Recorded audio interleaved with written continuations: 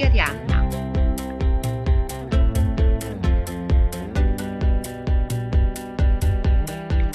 Durante i Giochi Olimpionici ad Atene, un cretese androgeno aveva riportato parecchie vittorie e questo rendeva il re di Atene furioso.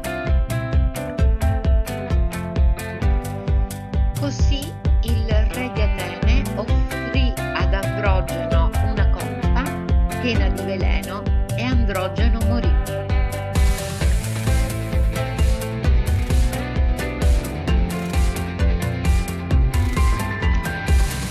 La morte di Androgeno suscitò l'ira degli dei.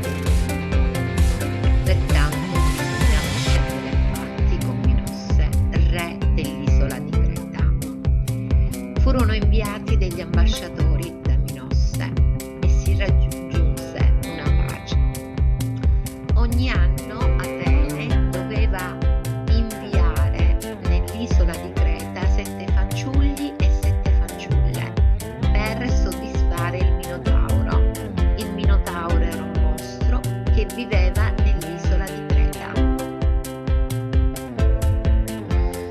Un anno Teseo, figlio del re Egeo, decise di partire per uccidere il Minotauro. Quando arrivò a Creta incontrò Arianna, la quale diede a Teseo una spada e un gomitolo di lana.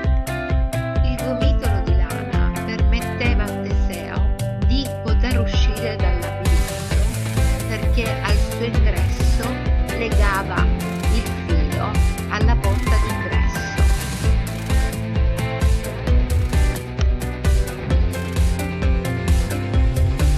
Teseo uccise il Minotauro e poté uscire dal labirinto.